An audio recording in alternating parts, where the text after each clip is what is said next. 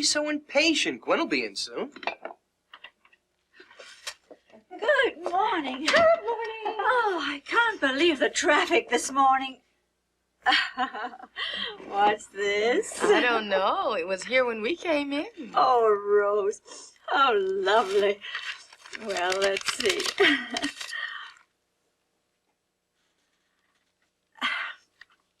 I have left this note unsigned, making you wonder about secret admirers. You are a rare flower indeed. Now, who could that be? He sounds sweet, but he sounds like Cassie to me. Hey, sweet is something you never call little me. Frankly, my dear, I'm not about to start now.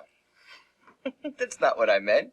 Look, it doesn't take a detective to see that the second sentence is actually a sentence fragment, most likely the work of my favorite intern. Oh, Norm, only you would criticize a love note like it was a homework assignment. You're about as romantic as a stone. Besides, what's so awful about fragments anyway? Well, they're not necessarily bad. They're just not complete thoughts. Well, I bet when you were in advertising, Norm, you used a lot of sentence fragments.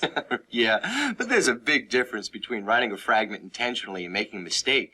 The problem with that is it's a mistake. It pretends to be a whole sentence, and it's not. Since you three have started working already, I think I will just go and get a vase for my rose. Oh, hey, Gwen. Hi. Quick. What'd she say, huh? You? Well, she really seemed to like the rose, Kurt, but we didn't know you'd send it. I did. He was my second guess. How did you know? Oh, your sentence was missing a little something, like a subject and a verb. Oh, don't tell me I made a mistake on the very first note. First note? This is just the start of a big campaign. Campaign? Isn't this all kind of sudden? No, it's not sudden. I've been planning it for a long time. But do you know if Gwen wants to be the object of your campaign? Oh, she'll come around. I have a friend in Abilene, and he has said it all. You have to drip on the limestone a long while to break down the resistance. I got a lot of time. Yeah. Well, it's seldom that analogies are totally true. And I, for one, see a big difference between geology and love. Hey, love, geology, sales, it's all the same. First, you have to set up your goals, and then you figure out a way to accomplish them. You know, you build a bird cage. Eventually, a bird shows up. Oh, now it's ornithology. Now, listen. I know that Gwen cares a lot about writing, and I want these notes to make a good impression, so will you help me? Kurt, why don't you relax for a minute? Let's think about this, huh? Would you like some coffee? No, thanks. Hey, wait a minute. I really don't think this is any of our business. It isn't. This is between Kurt and Gwen. Besides, courtship by committee is just a very bad idea. No, absolutely. I'm not saying we should write Kurt's notes for him, but I don't see any reason why we couldn't just check them for errors. Well, look at this. See, this doesn't even sound like you, Kurt. And why are you writing Gwen anonymously? Well, I'll let her know who it is in time, the right time. You know, but first I want to build up her interest. Now, what do you think of this note I'm going to send with a second rose? Second? Yeah, 1 rose a day. That's my plan. While combing the florist shop for a perfect rose, 2 minor birds screeched, "Have a good day." I share their sentiments. Kurt, if you send Gwen that note, she'll know exactly who her anonymous admirer is. Well, how will she know I won't sign my name? No, but your dangling modifier sticks out like a sore thumb. Dangling modifier? I don't even know what a dangling modifier is. It's one kind of sentence error, Kurt. Any time a modifier doesn't clearly relate to a specific word in the sentence, it just sort of dangles. Because no one can tell where you mean it to connect with the rest of the sentence. You mean Gwen won't understand my note? She'll guess what you mean. And why make her guess? Read your note again, Kurt. While combing the florist shop for a perfect rose, 2 minor birds screeched, "Have a good day." I share their sentiments. Kurt, who was combing the florist shop for the perfect rose? I was. But it sounds as if the birds were. Yeah, see, what you really said to Gwen is that her rose came from 2 minor birds. You see? You didn't say what you thought you did. You mean you believe Gwen is going to think a minor bird sent her that rose? Either a minor or a major. Well, quick. How do I fix it? Look, Gwen will be back soon. Why don't we take this up this afternoon when she's in the meeting with the project director? This way, there's little chance of us getting caught. Well, see, I still don't think we should take any chances of being caught at all. Now, listen, if I can learn to write, Gwen won't be catching anyone. She'll be too busy getting caught. Hey, come on, we gotta go see the tape. Here's the stuff. Hi, Gwen. Oh, Kurt, hi. Hi. Listen, do you mind if I sit in on this session? I'd like to pick up a few pointers on my proposal writing. Oh, are you working on one now? Well, yeah, you might say I am. Yeah. Ah, well, by all means, sit down. We're working on a program about improving sentences. Well, I can always use a little help there. Fine. This is a tape by Dr. Maxine Hairston. She's done some first-hand research to find out what business and professional people feel about writing errors. What I found was that there are hierarchies of errors. That is, some errors are viewed as extremely serious, and others unfortunate but less serious, and some kinds of errors which we traditionally mark on papers and have taken pretty seriously don't bother the general public very much at all. And I expected to find this. What I did not expect to find was that they took so many errors very seriously. For instance, the errors of sentence fragments. Several segments of a sentence that did not have a complete subject and complete verb. And since there are so many sentence fragments in general writing, if you pick up a magazine article, this sort of thing, you will find lots and lots of sentence fragments. And so I had theorized that these would not bother people. I was wrong. They bothered them a great deal. Other things that bothered them a great deal, so that almost everyone who responded said, bothers me a lot, were misuse of verb forms. For instance, the sentence, when Mitchell moved, he brung his secretary with him, went off the scale as for disapproval. Double negatives bothered people a great deal. And the kinds of errors which I would call status markers. George Bernard Shaw is supposed to have said that if you speak a certain way in England, you can guarantee you will never make more than £4 a week. And I think there are some errors which are viewed as being so serious that they really hamper a person's professional advancement. I don't think there's any question about that. They did not care about what we so-called comma splices, which English teachers have tended to take very seriously. They thought was fairly minor. I also had asked for end comments on the papers. What bothers you the most? And time again, they said lack of clarity. They are most concerned about having people communicate clearly, getting their meaning across. They dislike wordiness, pretentiousness, jargon-laden prose that is difficult to read. They care more about that than they do other kinds of errors. Gwen, how did Dr. Hairston conduct her survey? Oh, she sent questionnaires to people in a lot of different professions. You know, the results of a poll like this really ought to be in our script, but there's a problem.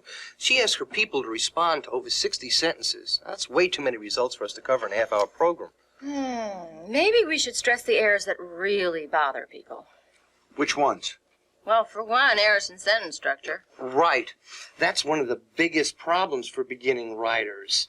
They often try to compose impressive sentences, but they usually end up with awkward ones. Yeah, you know, often the things that really impress people are very simple, like active verbs. Like? The car struck the wall instead of the wall was struck by the car. You notice the difference? Well, I notice it, but I don't understand it. The verb tells what the subject does. Well, what's the subject? Car. Also, concrete subjects are easier for the reader to understand. Because they're easier to see. Exactly. Take this, for example. Which sentence leaves the clearer impression? The car struck the wall, or the flaming Maserati struck the ancient stone retaining wall? Well, the second one, naturally. Concrete subjects and active verbs can move a piece of writing into the reader's imagination. So often abstract subjects and passive verbs just flounder on the page. However, the first goal is always to write clearly. But I thought you always said that the most important thing for a writer to do is to write. You know, practice, practice, practice. That I did, Cassie. The point of what Dr. Hairston did was finding out readers' expectations. Right. You know, there's no better way to find out what readers expect than to ask them. But I still haven't figured out how to include some of Hairston's results in our program. Wait a minute. How about this? I'll videotape 3 or 4 interviews with professionals, you know, people that hire college graduates, that sort of thing. Now, would that give you the examples you need? Yeah. Just be sure you pick a variety of people to ask what errors they expect writers to avoid. I think that's a great idea, Cassie, and you're right too, Norm. Let's try it. Cassie, can I come along and help? You can if you like, Kurt, but I'll have the regular camera crew. Okay, well, that's settled. Let's break for lunch. I should be back for my meeting around 2 o'clock. Kurt sure has developed quite an interest in our work, hasn't he? The right motivation could work wonders. It's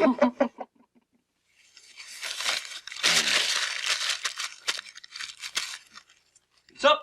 It's good. 2 points, right? Okay. Kurt, let's see some of your notes. All right, Norm, but remember, we just agreed to help look for errors, right? Right. Okay, Kurt, produce your next note. All right. See what you think of this one. Let me get my glasses on here. People assume they can be happy alone, when in reality, they are always looking for another. Now look at the note again, Kurt, and this time you tell us what's wrong. Oh, I see. The second part's another fragment. But at least it's a different kind of fragment, huh? When in reality, they are always looking for another isn't a complete sentence. WH words like where and when and while usually indicate a dependent clause, and a dependent clause is not a sentence. Yeah, but I could begin a sentence with when or where if I was asking a question. True. But are you asking a question there? Well, in a way, I am. But not in this note. Well, couldn't the error be easily corrected with just a punctuation change? How do you mean? Listen.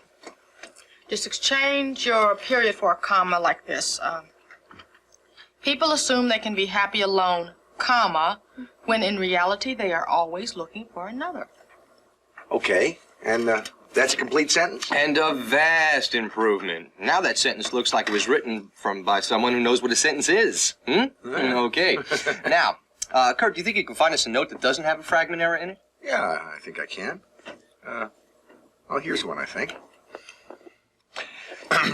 I have worked with you and watched the way you care for others and keep your sense of humor, and I know we should spend more time together. Well, Norm, you've got to admit there's no fragment there. That's right. No, but it just goes on forever. Oh. I guess I tried to say too much in one mouthful, huh? All those ands are a clue that you're just stringing too much together in one sentence. Gotta get rid of some of them. Yeah. And then while we're at it, I think we should change the passive voice to an active one. Here, let's see. How's this? While working with you, comma, I see the way you care for others and keep your sense of humor. Period. That's how I knew we should spend more time together. Sounds more natural, Kurt. And it tells Gwen all the same things. But Norm has used a sentence structure complex enough to contain it all. I never realized how telling a writer's sentences could be. Well, that's the real irony, Kurt. Some of your sentences don't tell Gwen what you really want her to know. Yeah, like the one about the friendly minor birds. Good day. And because of the errors, some of your sentences tell Gwen exactly who wrote them, even though you want to keep it a secret. Well, that's a disaster. You know, I thought this was exactly the time to get a little flowery. A lot of beginning writers start off that way, on the wrong foot. But don't look so blue. Sometimes the first step in communicating is knowing when you're not. Show us one more note, something that really shows how you feel. All right. Okay, here it is. Your presence at dinner, which would complement my growing attention, a faculty that has grown the more that I have known you. Oh, wow. It's what I mean, but somehow something's missing, isn't it? Yeah, sometimes when you read what you've written out loud, you can hear the mistakes that you didn't see when you were writing it. Mm-hmm. Can you hear what the problem is with that note, Kurt? Well, it's not even a complete sentence, is it? Nope. There's no verb for the word presence, which is the subject of the sentence. Your thought just got so long you forgot where you were. That happens in my first drafts more often than I care to admit. Kurt, what are you really trying to do with this note? Well, I guess what I want to do is invite Gwen to dinner. Well, so the complete thought would sound like this. Your presence at dinner, which would complement my growing attention, a faculty that has grown the more that I have known you, is requested. How's that sound? Well, it seems to say what I want, but it's not the way I want to say it. You know, it's too long, and now it seems kind of pretentious. Well, part of that's the passive voice again, Kurt, and part of it's the kind of language you're using. But the passive voice really does encourage strange and confused construction. I don't understand. The main effect of the passive voice is to make your writing impersonal. Takes the you out. It's okay for scientific and technical writing, but not here. Okay. Now, what do you want Gwen to do? Well, like I said, I want her to have dinner with me tonight. Okay, but aren't you also trying to say something else? Aren't you also trying to express your growing interest? I mean, I know it sounds kind of overripe, but I think making Gwen's presence the subject of the sentence is kind of romantic, in a formal sort of a way. You know, I think the word faculty is what sounds wrong to me. I don't really talk like that. Now, what if I said, your presence at dinner tonight would complement my attention? That takes care of giving the sentence a verb. Comma, which grows the more I know you. There, how's that? Much better. It's still a little stiff, but it's much, much better. I think you're right. Let me see. I've got it. Your presence at dinner tonight will reward my attention, which grows the more I know you. Yes. Hey, thank you. I'm beginning to sound like the real me. Huh? Listen, I'll be back. I got to get to the florist right now because I want Gwen to find her second rose when I'm out helping Cassie. All right. Goodbye. I'm leaving too, Kurt. Well, I'll be with you in a minute. he'll never be a Shakespeare. Nobody's learning how to be a Romeo. These are the interviews with business and professional people on what writing mistakes bother them the most. Okay, let's see it. I'm very sensitive to written communications that come to me. In the technological field that I work in, I'm not sure that we challenge the credibility of a person that gives us poor work in written skills, but we do challenge the quality of the person. We feel that quality is tied very closely to a personal commitment, and it's an indication of the overall quality of the document in the technical sense is tied to the quality of the document in the written and grammatical sense. I am sensitive to poor sentence structure. In my work, I need to know what the writer is trying to communicate to me as precisely and as quickly as he possibly can. I don't need to spend time searching for his meaning or guessing at what it is that he's trying to communicate to me. There are quite a lot of common errors used in sentences that I notice in my daily work. With the size organization that I manage, much of my impression of what is going on is through the written pieces of paper that come across my desk. And I see the same errors over and over and over again. Most documents have at least one or two totally unclear sentences in them that you have to read 2 or 3 times before you can discern the meaning. And even after you have discerned the meaning, you have lost track of what was trying to be conveyed to you, and it just generally detracts from the document. There are sentence errors that jump out at me, jump off the page, if you will. Some of those are colloquialisms, like a lot of. Others are statements that tend to lead in a certain direction and then drop you. As we have talked earlier, perhaps it's because the writer knows where he's headed, but he doesn't ever tell me where he's headed or where he's going. Situations where the I, me do not fit right. The pronouns are not correct. Other situations where that we have misspelled words. The there particularly bothers me. What do you think? I think I'd better pay close attention to my writing, as if I hadn't already learned that from you guys. But it makes it more real to hear people from the real world complaining about writing mistakes, doesn't it? Real isn't the word, painful is the word. But I guess knowing what the problem is the first step to solving it. You've done a nice job, Cassie. Night, Cassie. Night, Johnny. Oh, Gwen, by the way, that idea we talked about earlier, don't worry. I'll take care of it this weekend. You enjoy yourself, okay? Thanks, Noam. I appreciate that. Good night. Good night. And, the interviews we got will be very effective. I'm sure they are, Cassie. Listen, why don't you catch a ride with Jenny? You've had a full day. Thanks.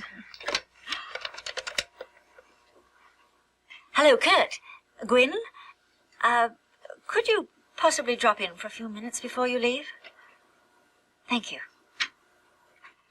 Thanks, Gwen. I'm gone. Good night. Good night.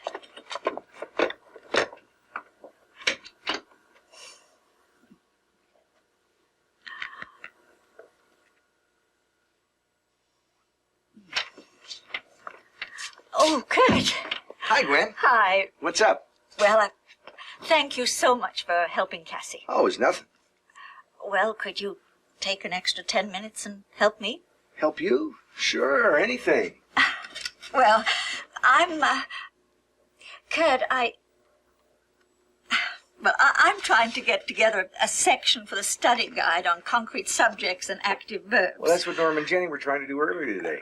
Well, yes, but I'm having a little trouble with these. What I've got here are student essays, and some of the sentences are pretty weak and general. I need to show our beginning writers how they can be made more concrete and powerful. Well, how can I help? Well, I'd like you to listen to some. As a salesman, you should be able to hear whether a sentence is weak or strong. Well, I'm your man. Well, it'll help if I can, see the words. Yes. Well, let's see which one. Yes, this one on flowers. Let me read you the first paragraph. Wonderful things can be said with flowers. Good morning is supposed to be the message of the daisy. Hope is considered to be the message of the lily. Spring is felt to be a promise of the buttercup.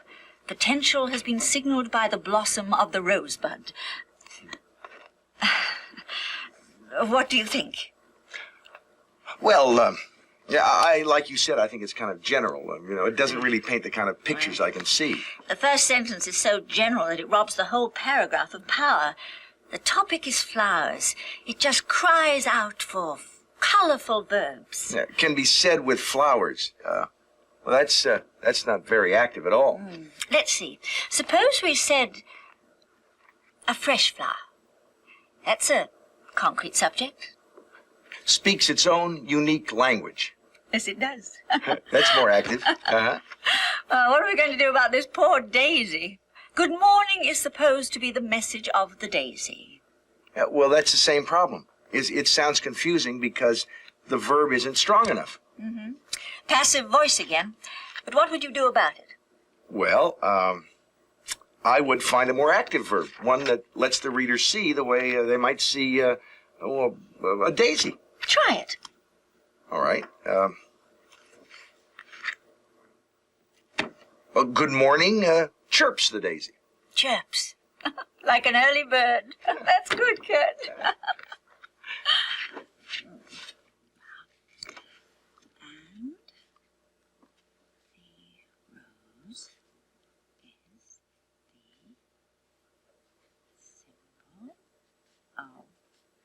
Romance. And the rose is the symbol of.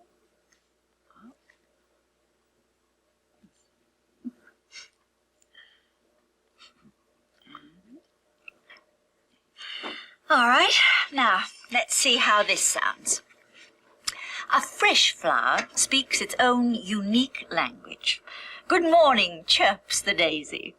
The lily is the sign of faith, while the buttercup announces spring. The rosebud holds the promise of the rose, and the rose is the symbol of romance. I never really realized how specific the messages of flowers can be. Kurt, in writing, we want subjects to be concrete and verbs to be active and vigorous. But in a relationship like ours, it's best to let the feeling stay general and the action be passive. Then the rose, even when nipped in the bud, can still add a touch of color. We can still be friends. Of course. We always have been. But now we're friends and colleagues. Colleagues. Friends and fellow writers. Fellow writers.